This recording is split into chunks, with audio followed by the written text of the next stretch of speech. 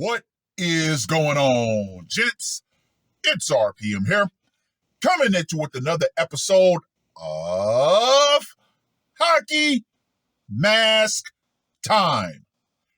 Now, before I get started, let us bow our heads and recite the HMT motto, shall we? A man will only take so much disrespect. And it's only a matter of time before he finally decides today's the day. Gentlemen, if you've been on social media as of late, there's been a rumor that's going around, which we all know is pretty damn false. That rumor being that in 2026, it is going to be literally illegal to cheat within a marriage. Now, of course, whatever cockamamie rumor this is, it is not going to be true. However, I'm going to give my opinion on what should happen during infidelity within marriage after I cover this article that was published on the 9th of April. Man confesses to offlining his wife, dumping her body in Juarez due to an affair. Yeah, gentlemen. Yeah. This man found out his wife was getting piped down by somebody else, and he decided, you know what? I'm going to take matters into my own hands. Gentlemen, I've always said this. There are men who will not take being betrayed by their wives on the chin. There's always a 50% chance for a man to decide, you know what? Either I'm going to leave or I'm going to take matters into my own hands. This man chose the latter. Now, let me just go ahead and say this right here. Woo! It's a lengthy article, so I have to chop it down for time. New information was revealed after a man was arrested and accused of offlining his wife for reportedly cheating on him, then dumping her body in Juarez. Officers arrested 47-year-old Jorge Regoza on March 28th. He's accused of offlining his wife, identified as 45-year-old Coral Cifuentes. FBI officials were notified by Mexican authorities that Regoza had come forward and advised them the unidentified person, found in Juarez was his wife after seeing a news release. Officials said Regoza lived in Hobbs, New Mexico, working at a warehouse Monday through Friday. Cifuentes lived in El Paso with their 3 children. Right there. This man's up north working. She's saying more than likely the excuse was, you were gone too much. Regoza would come to El Paso on the weekends to visit his family. Investigators stated that in the affidavit that Cifuentes was having an affair with another man for 2 years. According to the arrest affidavit, Regoza found out about the affair on March 28th. The document stated that Cifuentes and the other man rented a hotel together. Regoza called his wife through a video call, but she did not answer.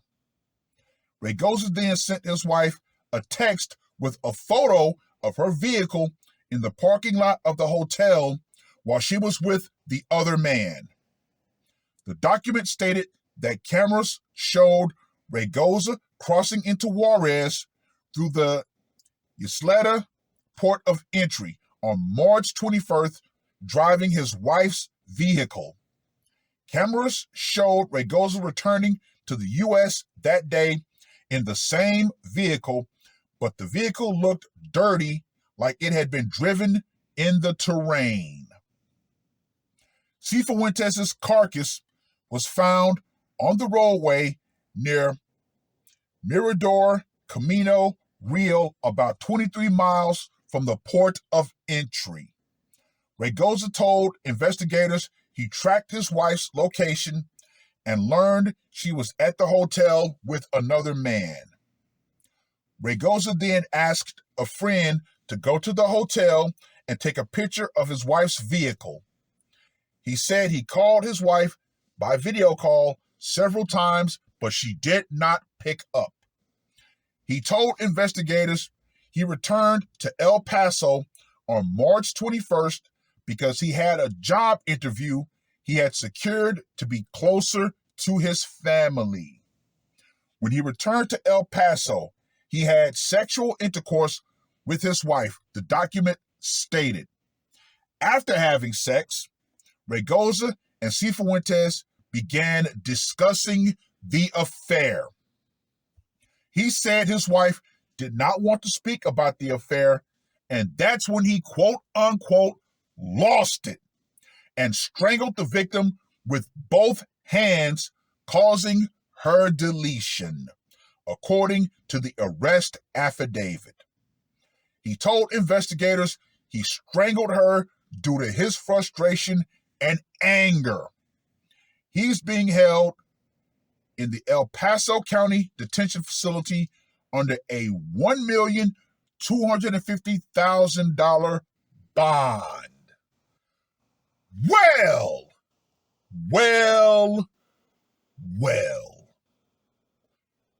Gentlemen, as I've stated before, and I will continue to state in the terms of marital infidelity, most men in America are expected to take it on the chin, to just say, oh, well, you know what? She had a reason. No. Those days are over. They are. That is the ultimate betrayal to a married man. Now, am I going to sit here and say that there are not men who cheat? I'm not going to say that. This goes both ways. However, the key difference between a husband's infidelity and a wife's infidelity, no matter what the situation is for a husband's infidelity, he will be condemned.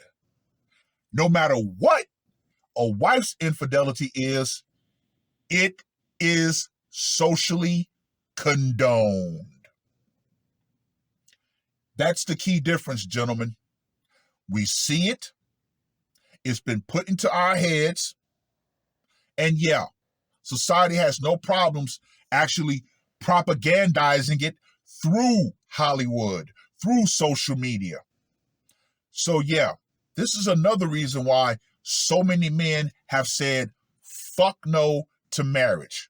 Why? Because women actually get rewarded for cheating on their husbands. Yeah, I'm going to go into that later. What more do I need to say about this, gentlemen? What more do I honestly and truly need to damn say? Anyway, let's get to that scorecard, shall we? For location. Went down in their home. Gonna give that a 10. Method of execution. Obviously, the hands of hate. So I'm going to give that a 50. Psychological impact. The fact that he dumped the body in Mexico? Yeah, I'm going to give that a 40. And for the brutality factor. Strangulation. He choked her out like Debo. He was like, put his hands around her neck. She was like, He was like, go to sleep. Shh. Yeah, I'm going to give that a 40. So Jorge, Ruthless Raygoza, gets a score of 140. Now I get to spin the block on how things should be moving forward when it comes to infidelity between marriages. So, the idea of potentially jailing cheating partners, no, no, no, no, no, no, no, no, no. That's a no-go. Mm-mm, mm-mm. Even though it is in the Bible that people love to conveniently pick apart for their own little convenience. Leviticus 10:20 basically says, yeah, if a wife is an adulteress, she should be put to death. And the person that she's cheated with should also be put to death with her. You know, but now if we followed that, there'd be a lot of women who will be pushing up daisies. But we're not going to follow that. However, here is what personally I would surmise to be a good solution. Once infidelity has been thoroughly investigated and found out to be true, there should be an immediate divorce. And the offender will immediately start paying alimony. Now, I know there will be one acceptable acceptance to this. Exception, excuse me. A confirmed sexless marriage. Why? Because if that system were to go into play, you would have women who would intentionally start sexless marriages just to drive their husbands to cheat so they can get the cash and prizes. Oh, no, no, no, no, no, no, no, no, no. We're going to cut that off at the knees. If you are in a confirmed sexless marriage that you've went to counseling for, the most important thing is the paper trail. You've got everything documented. But yeah, you've went to counseling. You've tried everything. And, there's still a sexless marriage. Then at that point, yes, it will be acceptable for the other partner to go out and get their needs met outside the home. However, you got to understand, it would have to be in a certain establishment, which Joy Taylor talked about how prostitution should be legalized. I'm all for it. I am. I'm all for it. But in this particular case, yes, if a man is stuck within a sexless marriage that the woman is trying to drive him to cheat so she can get the cash and prizes, he should be allowed to. Because as we all know, wives are notorious for turning off the sex spigot, going out, cheating themselves, while at the same time telling her husband he has to suffer. You need to do more. But yet Chad and Tyrone get it for free. Yeah, right, no. Mm-mm. Mm-mm. So that would be the only exception to that rule. So, of course, women, hey, you've got a marital duty. Put out for your husband. You use sex as a loss leader to get the ball rolling to eventually get married.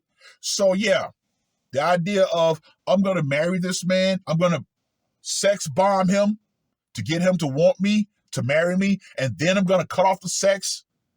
Yeah, right, no. But yeah, in my humble opinion, once infidelity has been thoroughly established, paper trails are complete, immediate divorce, and the offending spouse should pay alimony and child support if necessary. but alimony at the bare minimum. Pretty much, yeah, that's my solution. Well, I've rambled on long enough. Read the article, the full article. Let me know what you guys think. And to you women out there who still think that you're going to be able to enact the dual mating strategy of having a husband as your quote-unquote provider while still getting dicked down by Chad and Tyrone on the side, you better understand this. You better understand this crystally damn clear. The social power you think you have with that deception, that is going out. Technology is helping a lot of men find out that their wives actually are cheating. Feminism and the idea that you're going to use the state as a sword and a shield along with social media to actually condone your infidelity, that's going to go out right along with it.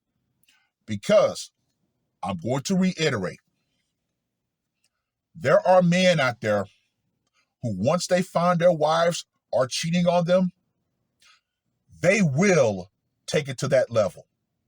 You can ask the men over in Maskistan, where the mere suspicion of a wife's infidelity will get them offline.